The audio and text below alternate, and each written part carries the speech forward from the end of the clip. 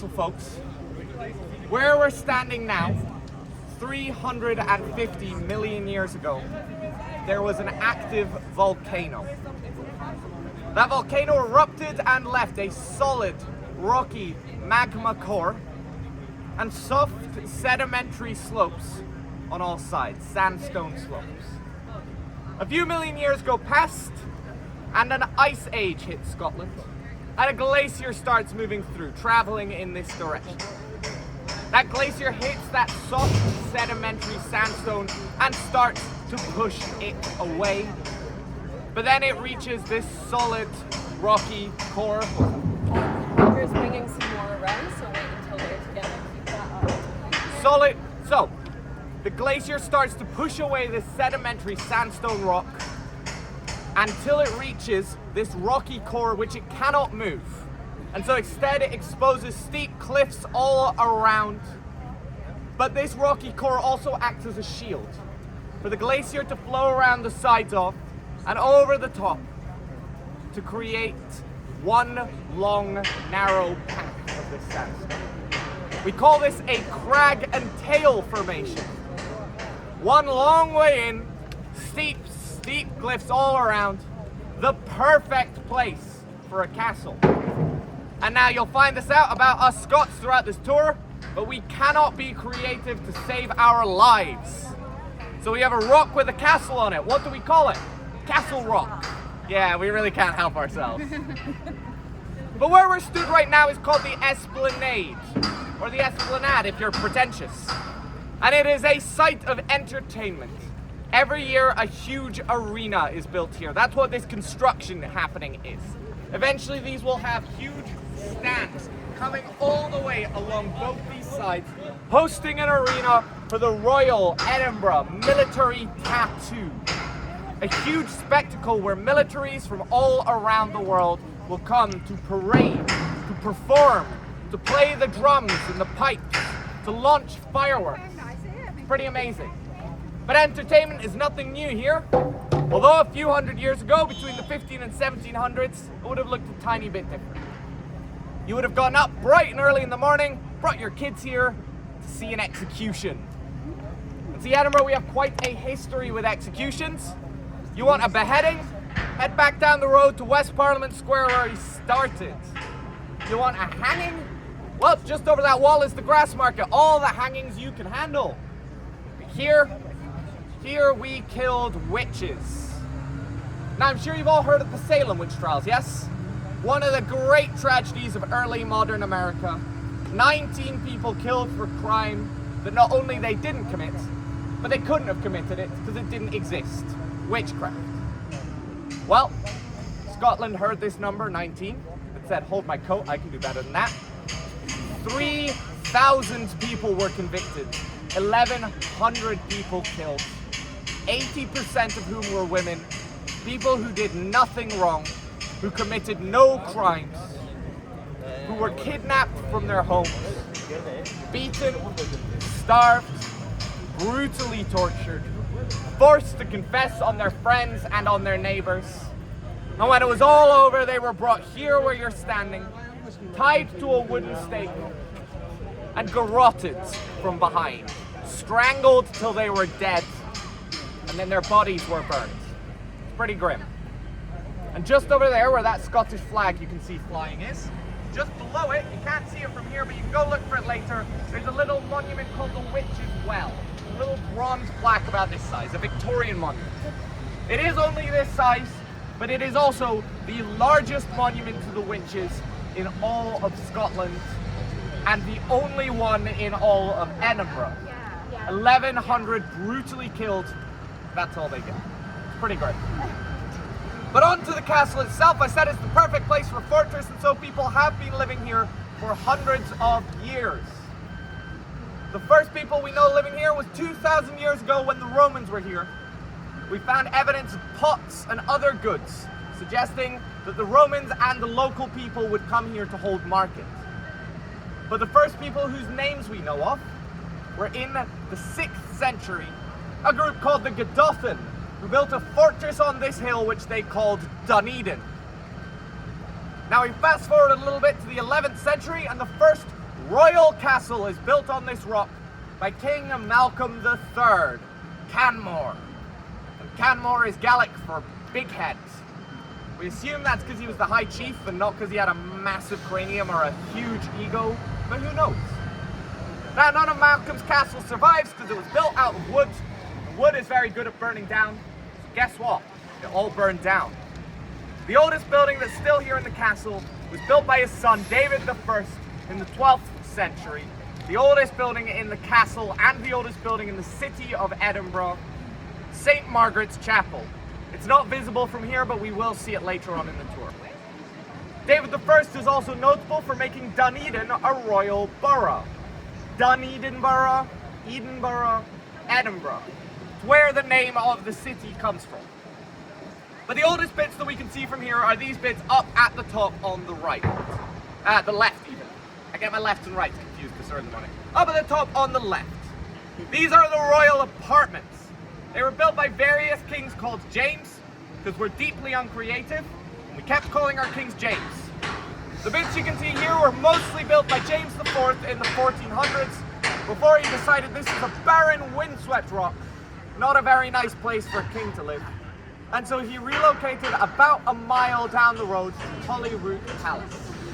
So, we have a royal castle, about a mile, and then a royal palace. What do we uncreative Scots call it? The Royal Mile. Really can't help ourselves, can we?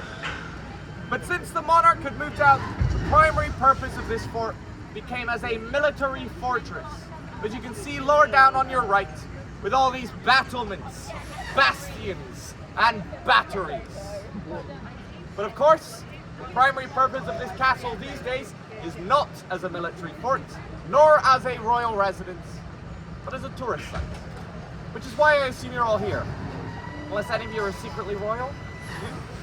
You look royal. You sure? He looks like, I would believe. Well, Your Majesty, welcome to the castle. No, of course, it's a tourist site. The busiest tourist site in all of Scotland, one of the busiest in the entire United Kingdom, and this is nothing new. It's been this way for around 200 years, thanks in large part to a man called Walter Scott. Any of you heard of Walter Scott? Have you read any Walter Scott? Did you enjoy reading Walter Scott? Really? I didn't. I thought they were really boring, but I was forced to read them as a child, so... I know only the leads. Oh, the leads, the leader are good, yeah. But so his poetry's good, his books are a little bit boring. So I can't recommend reading his books. But unlike me, the Victorians loved Walter Scott. They thought he was brilliant. His books were bestsellers of the time, and people started to flock from all over to Edinburgh. And at the same time, the city was going through a bit of a renaissance to make itself more tourist friendly. Just north of the castle, we used to have an artificial lake called the Norloch. It's north of the castle, so Norloch is Scots for the North Lake. Of course it is. But we drained it, making way for Princess Street Gardens and a new part of town to be built. It was a new part of town, so what do we call it? The New Town, yeah. And then we have an old bit of town, so we called that bit the Old Town. Although confusingly, remember I said a lot of that is Victorian? That does mean the new bits of the Old Town are newer than the old bits of the New Town, which is just really confusing. But yes, Edinburgh had become a tourist site, which brings us to this beautiful gatehouse out front. I'm going to give you all a quick quiz.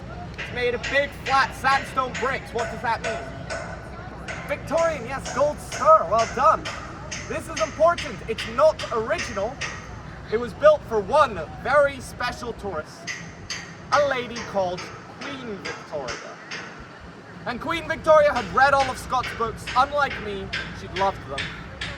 And she came on a tour of the city, walked up the Royal Mile, stood in this esplanade, gazed upon this magnificent fortress, and she said, "Oh, it's not very castle-y, is it?" And see, she knows castles because she lives in a castle. She owns a bunch of castles. And she's read books about castles. So I guess it's fair to say she was the world expert in castles. And this, not a castle. So she told them to fix it. And they built her this gatehouse. And credit where credit's due to Vicky. I love the gatehouse. It's beautiful, right? It's got these flags up at the top. One of them's the flag of the castle, one of them's the flag of the city, and the middle one, that just means the governor's home. He gets a flag that goes up when he's home, it goes down when he's out. And below that we have the royal crest of Scotland, the red lion on a golden field. And below him, the motto of the Stuart monarchs, all those Jameses I mentioned. Nemo me impune lacessit. You shall not provoke me with impunity. It's a pretty good motto. And then on either side of the door, we have two lads, heroes of the Scottish Wars of Independence at the end of the 1200s and start of the 1300s. The man on the right, he's got a shield, he's wearing chainmail. That's because he's the one you all know and love. Braveheart himself, Mel Gibson. No, it's William Wallace, of course. Who's seen Braveheart out of interest? Yeah, disregard it. Fiction. Nonsense. Yeah, the blue face paint, that's about 1,000 years before William Wallace. And the kilt is about 400 years after William Wallace. The real William Wallace would have worn hose, which are basically tights. So we should bring that back. Men, start wearing tights. It's a good look. No, the real story, yeah, exactly. The real story of William Wallace is a little bit more complicated. In reality, he won a battle, then he lost a battle, and then he got violently executed. But that doesn't make a very good movie, so I'm not surprised they changed it. But the man on the left, he's got a crown on, that's because that is King Robert the First, known as Robert the Bruce.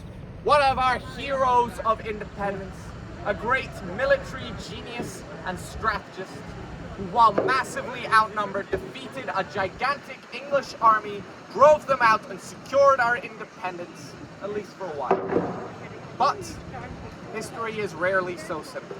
Things are not black and white, people are not good or bad.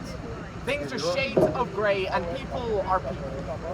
And Robert the Bruce is no exception. Military genius he may have been. Defeat the English while enormously outnumbered and secure our independence he may have done. But he was also a murderer who killed his rival in a church to secure his position. And he spent more time fighting for the English army than he spent fighting for the Scottish army. He just wanted power and he didn't really care how he went about it. So a complicated guy. Now we've all still got our tickets, yes? Nobody's lost them yet. Great. What we're going to do then is we're going to go through this ticket barrier, and then you're not going to go into the castle by yourself and get lost. We're going to regroup, and then all together we're going to go through, we're going to go over a drawbridge that does not work, to go over a moat that has never been filled with water, and go through a gatehouse that was designed to make a tourist very happy. If you follow me, folks.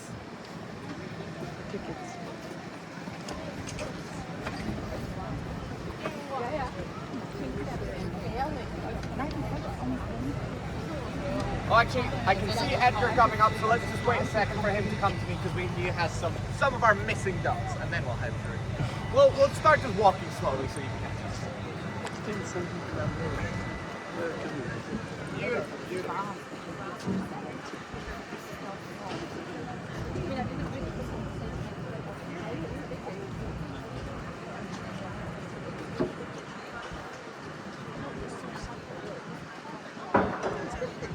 Oh no, I know it. All right, I'll wait here for Edgar to come. I'll just